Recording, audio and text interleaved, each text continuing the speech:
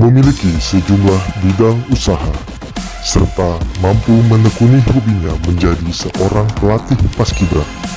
Dan inilah sosok inspiratif muda, Kang Diko Utama Rahmat. Halo sahabat semua, balik lagi sama Gia Prakoso di Naraya Punya Cerita. Dan hari ini saya nggak sendirian. Saya ditemanin sama salah satu rekan saya, pelatih paskibra, dan juga ternyata dia adalah, penasaran? Oke, langsung aja kita hubungin dari daerah Bogor. Nah, mana suaranya teman-teman Bogor Kasohor? Ada Kang Diko. Kita coba hubungin dulu Kang Diko ya. Halo Kang Diko.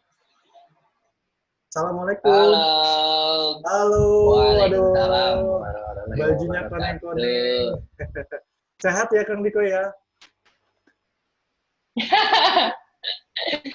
Alhamdulillah, Alhamdulillah ya. sehat. Aduh, senang banget nih saya hari ini bisa gangguin waktunya Kang Diko. Buat sharing-sharing ke teman-teman sahabat Naraya semua. Eh, kan pelatih paskibra nih hits ya. Banyak banget yang pengen tahu kegiatannya apa aja gitu ya. Jadi buat teman-teman semua yang Iya, belum tahu Kang Diko, ya Kang Diko adalah salah satu pelatih paskibra di daerah Kabupaten Bogor di SMA Negeri 1 Rumpin betul. tepatnya ya. Dan hari ini kita bakalan ngobrol banyak lagi sama Kang Diko.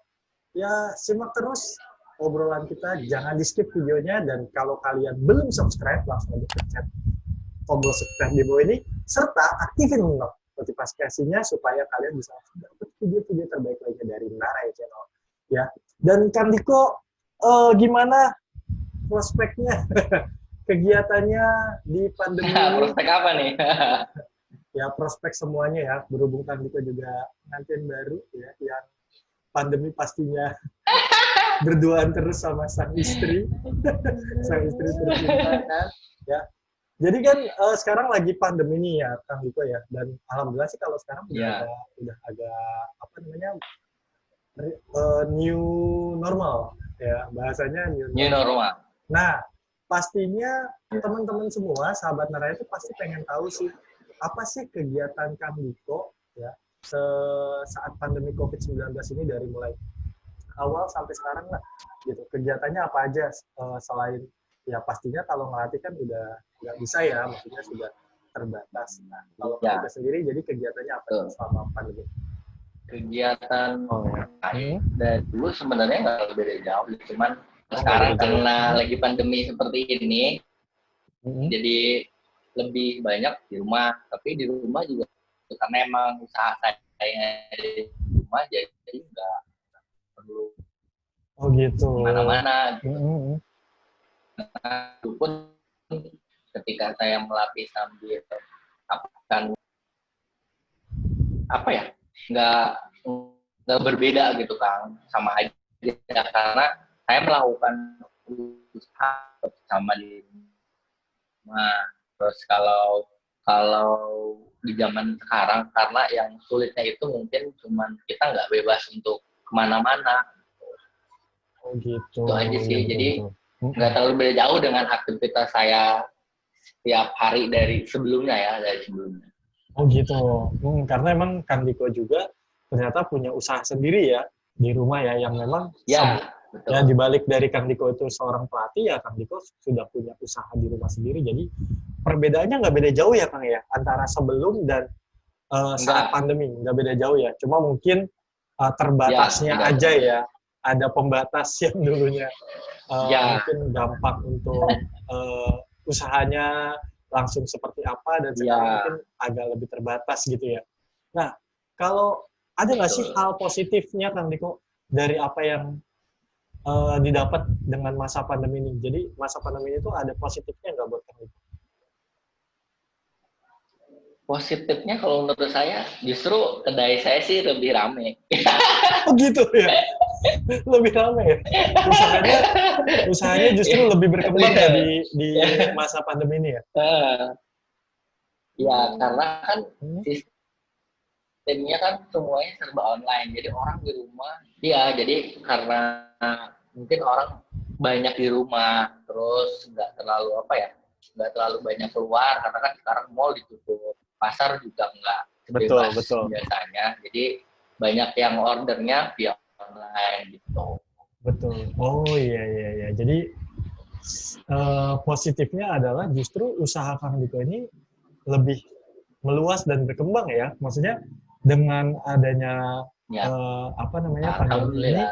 justru mungkin masyarakat di daerah rumah Kang Diko yang tadinya keluar kemana-mana, jadinya tinggal pesan aja, tinggal order aja melalui Instagram, WhatsApp dan lain-lain. Nah, terus Instagram atau WhatsApp dan lain-lain. mempermudah lah ya, maksudnya dengan servisnya pun mempermudah, jadinya banyak income yang masuk. Wah, alhamdulillah banget, karena kan kalau kita telaah dan kita melihat berita ya Kang, itu kan banyak banget ya yang kerjanya, ada yang di PHK, ada yang gajinya dipotong, ada yang dirumahkan, wah banyak lah pokoknya ya. Tapi kayaknya lah bukan butuh ya, tapi mungkin Kang Diko menjadi salah satu motivasi juga buat teman-teman semua kan. Tuhan itu tidak akan memberikan ujian kepada umatnya melebihi batas yang bisa dilewatin. Gitu sih ya kalau kata orang-orang. Makanya yang penting kita tetap berusaha dan berdoa tentunya. Wah, luar biasa banget. Nah, Kang Diko kan udah berapa lama sih Kang melatih di Seman Satu Rumpin? Melatih di SMA Satu Rumpin itu tahun 2013, semacam kayak orang alumni nih, jadi sekolah masih belum aktif gitu untuk ikut event LKBB dan lain sebagainya. Nah, dari 2013 karena dulu ada pelatihnya selain saya kan. Nah, saya bantu untuk mereka ikut lomba dan lain sebagainya. Nah, ketika tahun 2014 barulah resmi nih saya jadi pelatih. Sampai sekarang saya jadi pelatih. Walaupun kemarin udah beberapa kali, hampir tiap tahun bilang berhenti, saya pengen berhenti, tapi apa ya? Karena hati nggak bisa dibohongin, mau gimana, susah gitu. Padahal gajinya seberapa ya. Tapi dulu Kang Diko juga anak paskib kan? Iya, anak paskibra. Nah, yang ngebuat Kang Diko itu tertarik sama dunia paskib itu apa? Apa ya? Dulu zamannya saya sekolah itu karena angkatannya saya itu paskibra di sekolah itu kurang aktif Kak. Walaupun ada ya, saya juga anak paskibra tapi nggak begitu kayak sekarang ya. Dulu tuh kayak ikut event LKBB itu kayak mungkin setahun sekali aja, itu cuma di Pemda Bogor ya. Jadi untuk ikut di event-event lain tuh masih harapannya kecil mungkin untuk bisa ikut. Jadi belum ngerasain euforia kayak sekarang gitu, bentar event. Kalau sekarang kan hampir tiap minggu gitu, ada ya. Bisa aja kita ikut event, mau di mana-mana. Iya, tiap minggu ada gitu. Jadi sampai ada pasukan yang mungkin paginya di sekolah mana, siangnya sekolah mana. Kalau saya kan ya udahlah, kalau emang salut sih. Jangan sampai luar biasa banget ya. Luar biasa banget pelatih zaman now, luar biasa banget ya. Terus dengan seperti itu yang bisa ngebuat Kang Diko bertahan di paskib itu apa? Gitu. Ada apanya sih?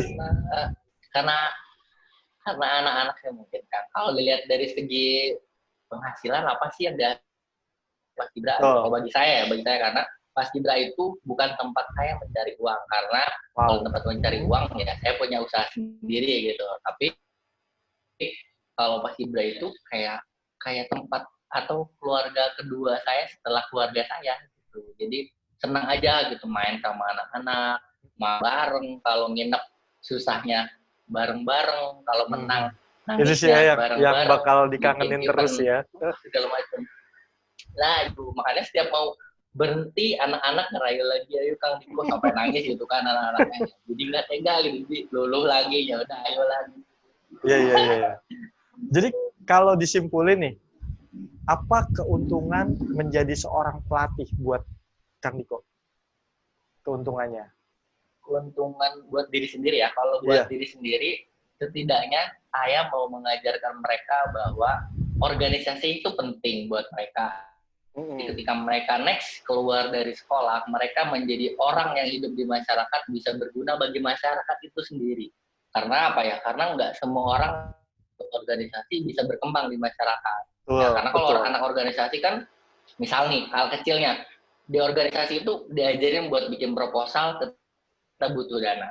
Nah, kan ketika ada proposal nggak mungkin dong tiba-tiba uang datang sendiri. Kita kan harus datang ke perusahaan, datang ke orang yang mungkin punya uang. Tapi kan kita harus bilang dulu maksudnya apa. Nah, mereka dari situ berinteraksi dengan orang, berbicara dengan orang, dan mereka terbiasa dengan bertemu banyak orang. Jadi mereka akan lebih terbiasa hidup di masyarakat nanti ke depan. Dan mungkin akan menjadi apa ya? Menjadi orang yang berguna bagi masyarakat itu sendiri. Gitu. Kalau bikin proposal itu, oh iya kayak gini. Kalau nyebarin proposal itu nyari uangnya ke sini loh biar dapat uang. Terus meng-create event itu sendiri, mereka tahu nih plannya A, B, C, D sampai selesai. Mereka mungkin pengalaman, karena punya pengalaman. Itu sih yang terpenting bagi saya. Iya. Wah, keren banget ya. Memang itu sih ya, rata-rata semua juga punya tujuan yang sama ya, bagaimana caranya membuat anak didik kita itu ya nggak cuma pada saat ini dia berprestasi menang, bawa piala, tapi ya kedepannya gimana. Apalagi menurut saya Kang Diko bisa menjadi contoh yang luar biasa buat adik-adik di sana. Apalagi kan daerah Rumpin itu kan masih belum terjamah banyak orang ya. Betul. Karena saya juga baru setahun 2 tahun kemarin lah ya tahu daerah Rumpin itu gitu kan, dan Kang Diko punya usaha, bisa secara tidak langsung memperlihatkan, mencontohkan mungkin adik-adik di sana bahwasanya ya entrepreneurnya, kewirausahaannya ya kan, wah luar biasa. Nah, tapi kalau misalkan menurut Kang Diko sendiri, pekerjaan Kang Diko atau usaha Kang Diko itu menunjang nggak sih? Menunjang diri Kang Diko sebagai pelatih? Untuk pekerjaan saya sendiri sebagai pelatih, keuntungan kenapa saya melatih juga mungkin ya anak didik saya kalau jajan dia kalau nggak jajan gitu ya. Ibaratnya saya tanpa harus suruh misalnya kalau nggak jajan gitu kan nggak mungkin mau tidak mau mereka sendiri yang akan ya datang sendiri ke kedai. Iya, terus ketika ada acara keluarga atau apa mungkin pesen catering makannya sama saya ya, feedbacknya link ada lah ya, link juga jadi link juga kan ya, nggak perlu capek-capek nyari ibarat kata nyari customer langganan ya kan. Ya. Iya. Tapi kalau cara ngebagi waktunya Kang Diko sebagai pengusaha ya, nah bagi waktunya tuh gimana antara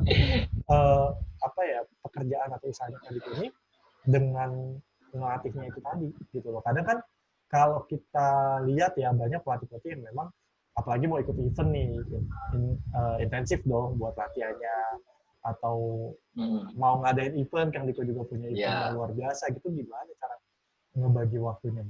Cara ngebagi waktunya sih ya intinya sih ya kalau saya kan yang pertama tetap pasti keluarga apalagi sekarang udah punya istri, nggak mungkin tiba-tiba mau ada event tinggalin gitu, kasihan juga kan karena kalau sekarang kalau saya ibaratnya saya ada event, kalau istri nggak mau ikut, istri yang handle kebutuhan di kedai dan urusin usaha punya saya. Kalau emang di bosan juga gitu mungkin usaha gini-gini aja gitu, dalam artian gini tuh tiap hari lingkup kan begini, apalagi masa kayak gini ya lingkupnya tuh cuman di rumah, di atas, tidur, bangun, makan, ke bawah tuh ya, kalau ada yang beli bantuin dan segala macam, terus tutup, tidur, besoknya sama review ujian kayak gitu. Tapi kalau di hari biasa mungkin bedanya antara paskibra ketika dulu sebelum saya usahanya mungkin seperti sekarang karena saya udah punya istri, dulu itu saya melatih di kolam lomba gitu ya, hampir seminggu sebelum event itu bisa kan setiap hari. Tapi setelah sekarang saya punya istri dan saya sekarang udah mulai lebih jauh lebih besar dibandingin dulu, nggak bisa karena ya tetap saya harus karena hidup saya kan bukan bergantung sama paskibra yang ngasih makan saya untuk keluarga ya. Jadi prioritasnya sudah berbeda ya. Satu, jadi paling saya menjalankan sama anak-anak prioritasnya berbeda. Jadi saya cuma menjalankan sama anak-anak kalau emang mau lomba 2 minggu sebelumnya harus intens, tapi saya akan mendampingi kalian via video, Kang. Jadi kalau saya punya asisten yang mana saya alumni yang masih belum bekerja atau masih sempat membantu adik-adiknya, mereka yang tiap hari nemenin dulu. Nanti mereka yang videoin, kirim sama saya. Ketika sudah divideoin, saya koreksi tuh, nih kurangnya ini, baru diimplementasikan lagi, divideokan lagi. Terus gitu aja, Kang. Ketemu sama saya sekarang kalau mau ada event itu cuman hari Sabtu. Misalnya besok hari Minggu loh, Mbak. Cuman di hari Sabtunya dari pagi sampai malam itu latihan sama saya. Wow. Jadi sistemnya sistem malam. Kalau sekarang. Keren. Gitu ya, karena waktu saya juga nggak sempet gitu. Betul. Nggak terlalu banyak gitu. Kayak dulu kan Ajang mau nginep kayak mau pulangnya malam, nggak ada yang nyariin gitu. Paling orang tua doang yang nyariin. Kalau sekarang, aduh ada istri berapa ya. Betul, kreativitasnya sudah berbeda, waktunya juga sudah harus di-manage dengan baik, ya kan? Betul. Dan itulah caranya Kang Diko. Keren. Nah, kalau Kang Diko sendiri punya trik and tips nggak buat teman-teman semua, gimana caranya, maksudnya kuliahnya berjalan akhirnya lulus tepat waktu, terus juga merintis usaha yang akhirnya sekarang berkembang, dan pelatih pun makin kesini makin terlihat, makin dikenal, ya kan? Masukannya juga alhamdulillah makin dikenal, eventnya juga yang luar biasa kan. Kumasa competition makin dikenal. Nah, itu kita pengen banget ya trik and tipsnya dari Kang Diko.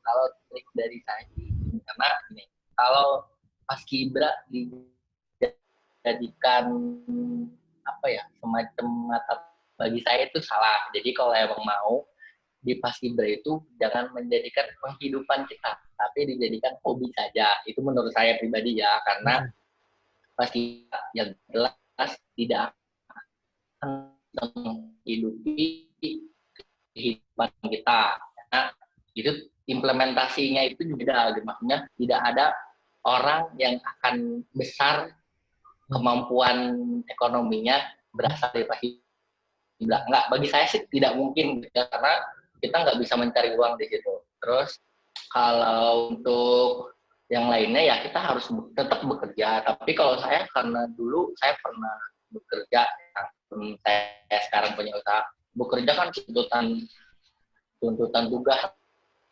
yang paling susah diatur gitu. Jadi saya nggak mau ngikutin orang, jadi kayak dikekang gitu.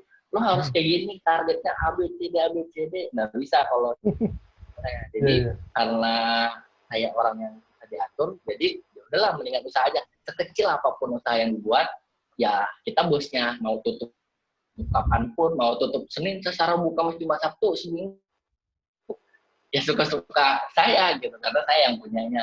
Gitu. Tapi kan kalau kita bekerja nggak bisa. Kita mau ada event nih Sabtu Minggu, tiba-tiba kata bos, nggak boleh, kamu nggak boleh izin, nggak boleh cuti, nggak boleh ini. Terus event itu gimana? Ujung-ujungnya resign, sayang kan, padahal pekerjaan itu mata pencaharian kita, bahkan mungkin untuk kepentingan keluarga kita gitu. Jadi akhirnya jangan mengesampingkan kepentingan pribadi untuk kepentingan yang lainnya juga gitu. Jadi kalau saya sih saranin, kalau emang mau tetap bekerja sambil melatih, ya lakuin dua-duanya gitu. Jangan berat sebelah juga gitu. Karena hidup itu bukan tentang paskibra melulu gitu, maksud saya. Kan masih banyak hidup yang harus kita jalani. Karena kalau yang belum nikah mungkin ya mau menikah harus nabung. Kalau yang udah punya keluarga mungkin nanti punya anak buat sekolah. Wah, banyak banget lah yang dipikirin gitu. Jadi kalau saran saya, kalau emang paskibra itu passion dan hobi, lebih baik kita punya usaha. Karena kalau kita udah punya usaha, bebas. Mau ditutup ketika mau ada event, bisa. Karena nggak ada yang larang. Hadapinya.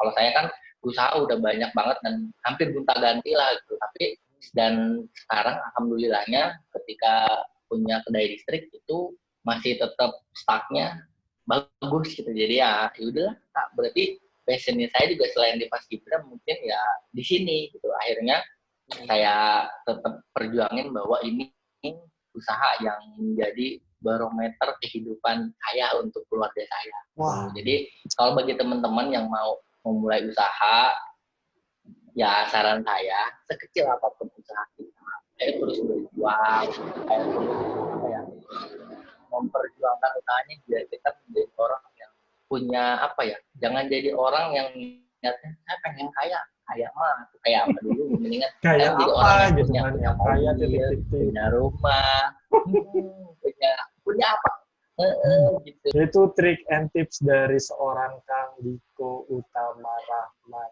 Keren banget. Kang Diko, terakhir nih. Saya punya Ya. challenge buat Kang Diko. Jawab cepat tentang Paskibra. Ya, nah ini yang biasa kita suka dilema sih sebenarnya. Gitu ya. Udah siap belum nih? Jawabnya cepet tapi. Jadi juga ada 2 pilihan gitu. Ya. Oke. Yang pertama. Oke. Panas-panasan apa di dalam ruangan?